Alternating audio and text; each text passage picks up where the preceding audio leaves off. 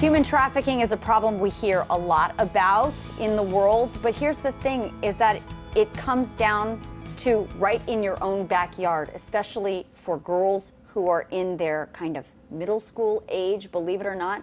Lots of them are targeted. Our next guests are from Uncaged.org. Kim Westfall and Beni Lup are here. Hi, guys. Hello. Thank you for coming. Okay, so I want to start with you, Kim. Tell me about Uncaged. What is this organization? How does it work? Well, we recognized a huge need in this whole area, this whole ecosystem of anti-human trafficking. There's just not enough aftercare. So we've got 48 million people enslaved in our world right now, and very little is being done to take care of them once they're out of that corrupt system. So you're talking about, let's just be honest, Yep. these are young girls, Yes. who are in the human trafficking world, and they get rescued, thank God, and then what happens to them? So you come in the what happens after part. Exactly. And what do you do to rehabilitate, help them get back to their life, what are you doing? I mean, I would imagine that's a really tough task. Right. Well, like you said, 85% of these victims are women and children. The average age that they're getting into sex trafficking is 13. And the lifespan once they're in the system is 7 years. So we've got, we are dealing with people that are just broken in every way, physically, mentally, emotionally, and spiritually. So we're creating a holistic environment where they can heal holistically. Beni, I want to talk to you about, you're from Romania, so welcome here. Thank you. Thank you. But tell me about what it's like in Romania, and how do you fit into this puzzle? Well, the Romanians are being trafficked the most in Europe. 65% of the population of exploited girls are Romanians and Moldavians. Why is that? Well, it's just because of the poverty, and then Romania, it's the gateway to Europe.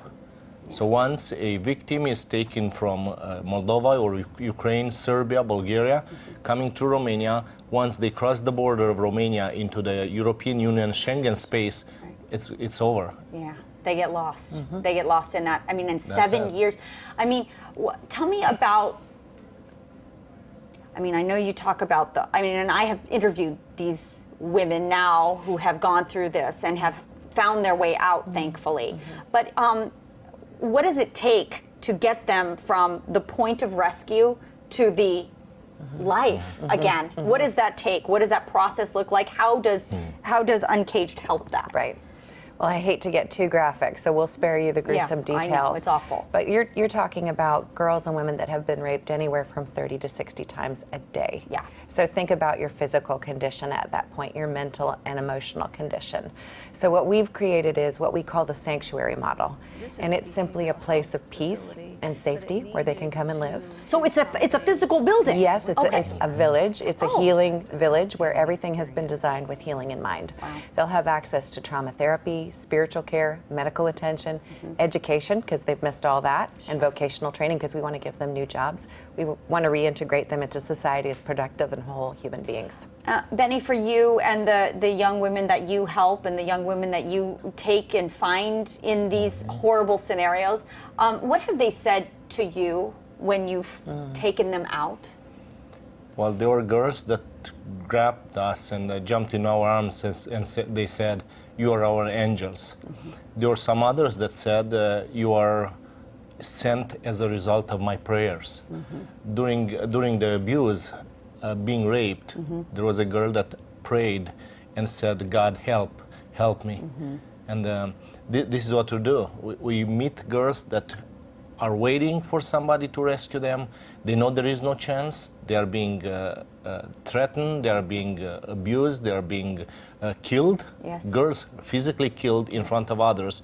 So they are an example of Absolutely. what happens if they try to escape. Kim, I have to ask because, there's a lot of local municipalities. I've worked with a lot of district attorneys, and I was just telling you, a lot of district attorneys in a lot of different markets that I've worked in cities that I've worked in, and this is a real issue in our everyday. San Diego has a huge population of girls that get trafficked, believe it or not. Las Vegas, another huge population of young girls who get trafficked. So I think people need to understand that this happens, and it happens in your backyard. It's pervasive. They say if you throw a dart at a world map, you found trafficking. It's Yeah. everywhere. It is. Okay, so I want to talk about this place. Where is this place of healing? Where is it located? Where can we help? Can we donate? Yes. What do you need? Tell me everything. We need so much help right now. We actually have our eyes on a beautiful piece of property in Romania that just happens to have everything we need. Housing facilities for up to 60 survivors, all the outbuildings that we need to implement programming, that holistic programming we talked about earlier.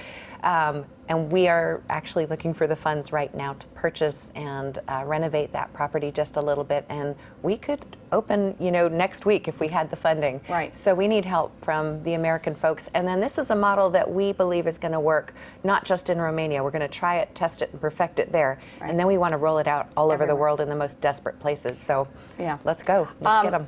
And lastly, I just want to ask, Beni, for you, why did you get into this?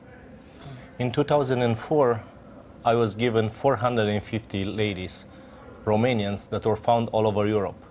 Since 2004, we were called by governments of Europe and by government of Romania to take on over 780 ladies.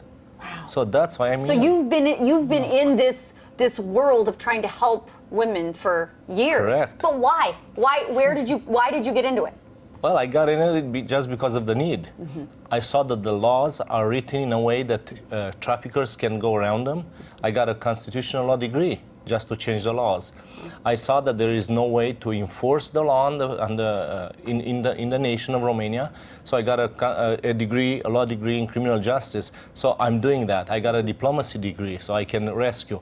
And my passion is to see those girls being safe, rescued in a sanctuary like this, where they can have a holistic program and then bring them back into the society with a business and with just new lives. And a new life. Well, it's a beautiful idea, and we wish you all the best and good luck on the fundraising effort. We thank you for your time and thank you for coming all the way from Romania. We appreciate that. Thank you. We'll be right back.